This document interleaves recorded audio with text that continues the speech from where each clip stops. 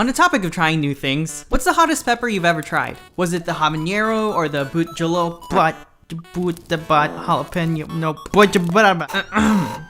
the ghost chili pepper, or perhaps the Carolina Reaper? Well, for me, it was none of the above. I don't think I'll ever eat one, actually. You can't make me. I did, however, eat a taco that had a sauce that used concentrated habanero. So it's kind of the same, or maybe even worse. You be the judge. But it was advertised as the Death Taco.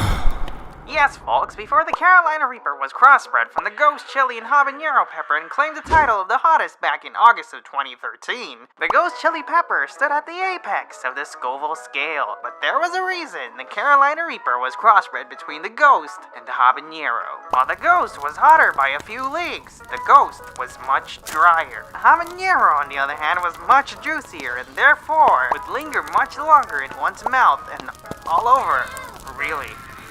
So come over today to experience a simulation of death for a grueling hour with our habanero-laced Death Taco. Please don't sue us. I have a family. So this is the story of how I poorly handled this taco. So poorly, it's stupid. Like really stupid. Like super. So let's jump back to the last week of 2012 when the Carolina Reaper had yet to even exist. At least according to Google. I've been betrayed by Google before. I remember that week in particular because it was the week after the so-called end of the world! Silly people, the Mayans probably just arbitrarily stopped their calendar at December 21, 2012. It's not like the world as we know it has gotten worse since then.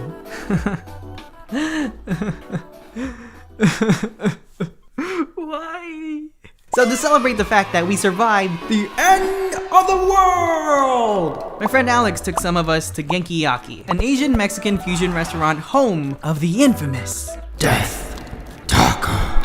He wanted to try one himself. Long story short, he ate one and suffered a lot. And even though it caused him a great deal of pain, he felt such an intense feeling of euphoria afterwards that he was hellbent in making us try it too. Psh, yeah right, like we're gonna be tricked into trying. We were tricked into trying this terrible, torturous treat they titled the Death Taco. As you guys probably already know, I was the most visibly scared, but I didn't want to regret not doing it. I already did that before. So 4 of us ordered the Death Tacos at the counter, and the mastermind, Alex, was also there to film all of our reactions. He said he was gonna make a video on it, but he only finished the trailer. Oh man. And as a good friend, how would you comfort your nervous friends? Perhaps tell them it's not gonna be that bad, or tell them you got this. Nope. How about we read the Death Taco rules that are clearly there to scare you into not doing it, except we're already here. There's no way I can chicken out of this now. Sure! I remember being so psyched out before he even read the rules that I brought bananas after doing research on the Scoville scale. If you didn't know, bananas coat your stomach and can act as a protective layering from foods like tacos from hell. But you're supposed to eat them way ahead of time. I started eating mine at the shop. So the bananas didn't help. So Alex reads the rules. I don't remember them, but luckily, Heather C has got her back, guys. Thanks, Heather. Who is Heather? I don't know, some random girl on Yelp. Rule number 1, read the rules. All right, no need to get smug with me, rule board. Number 2, don't drink. Makes sense. Drinking any type of fluid spreads the spiciness to more places. Number 3, don't go outside. You'll understand why this rule is important later. 4, don't be an idiot.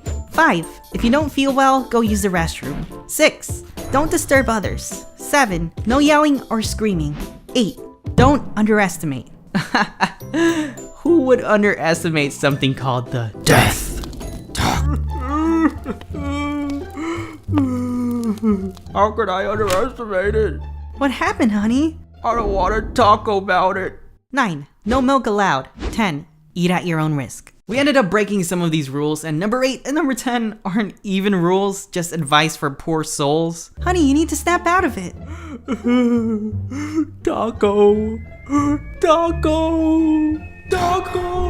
And kinda feels like most of these rules could be under rule number 4. Don't be an idiot. Meaning don't do rules 2 to 3 and 6 and 9, you dummy. Now I think I handle spicy food pretty well. I mean, one of my new favorite meals I recently tried is mapo tofu. And if you give me a choice between mild or spicy for most foods, I almost always go for spicy. But these rules told me the death taco was not gonna be my new favorite meal. So a few minutes later, the tacos arrived. The 4 of us, Ben, Carl, but don't ask about his name yet, and I, who were here to eat this thing, stare at him all nervous in our own separate ways. There was also Sam, who was there to watch and video us like Alex. Lucky. Now these tacos aren't big, but I look at my taco and think, huh, that's weird. Why is mine bigger than all of yours? At that point, I already had the shakes, so it could have been my mind playing tricks on me, but to this day, I'm convinced my taco was a little bigger than everyone else's. But there was no time to think, but yells at everyone, "Are you ready? Are you ready?" I ain't ready. But everyone takes a bite anyway. I'm still not ready. Alex tells me, "Victor,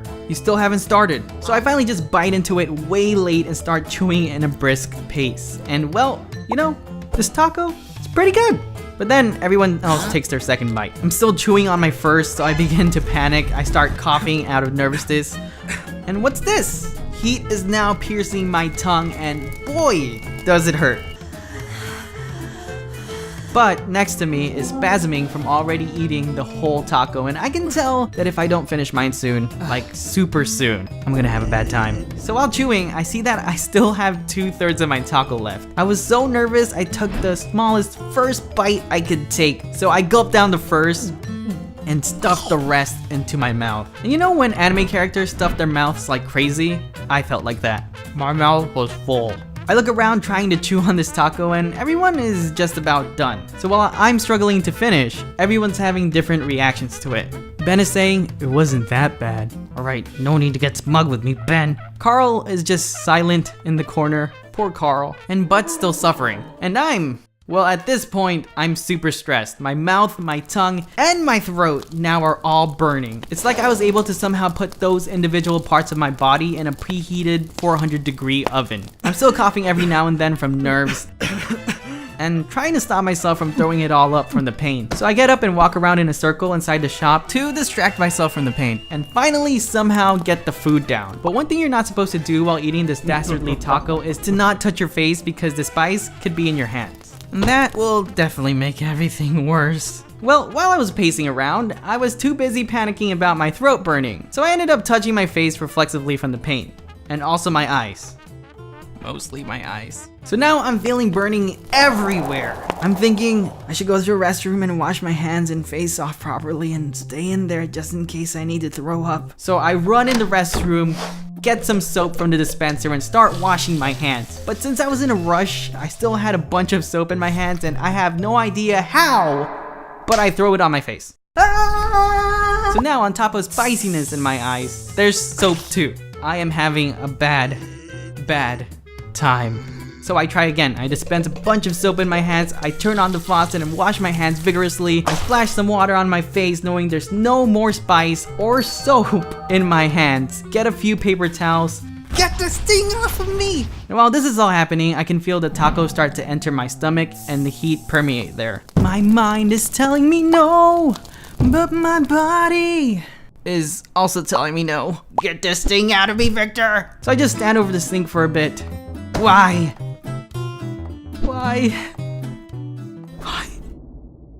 I walk out of the restroom not looking great, but luckily some of my friends had gone to the convenience store nearby to get some milk. Oh, looks like we broke those 2 rules. No need to get smug with me, rules. They returned with some milk and other drinks, and well, we all suffered for a while with some momentary aid from the refreshing drinks. Some of us threw up later, but I'll save you the gory details on who. I did though. Near the convenience store. So, remember how we weren't supposed to go outside? Well, I'm pretty sure I know what that rule is for. Sometime later, one of us got yelled at for throwing up in front of an insurance place next to Genkiyaki. And he had to stand there as an employee had to mop the throw up. It was pretty bad. I won't tell you who it was. I'm just gonna say it wasn't me. I was the chocolate milk near the convenience store. It all kind of sucked, and so let's just move on. After that terrible experience, I don't know about the others, but the euphoria that hit Alex the week before hit me too. And for the next hour, I was a positively optimistic, peaceful, and happy bee. I'm alive. I'm still alive. We all go to the mall, and it was nice for a while. Then the milk hits me. Basically, I had a huge stomach ache that I had to deal with later that night. Oh, what's this? Clips of the actual event? Play it, play it!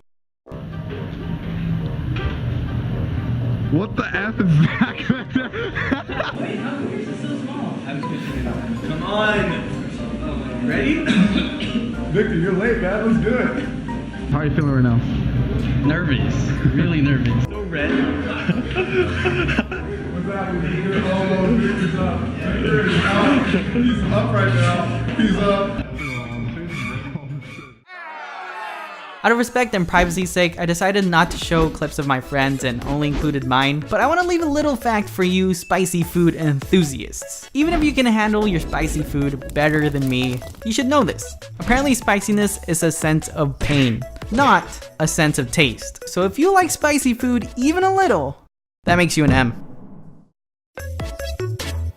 Sorry if I offended you with that ending. I thought it was a funny fact, so please forgive me. I'm just saying that would make me an M too, so we're in the same boat. But if you like this video, you should subscribe, because I'll be telling you guys more cool and interesting tales on Saturdays. Or on the topic of trying new things, you should watch my new things video from last time. Thanks, and until next time, bye!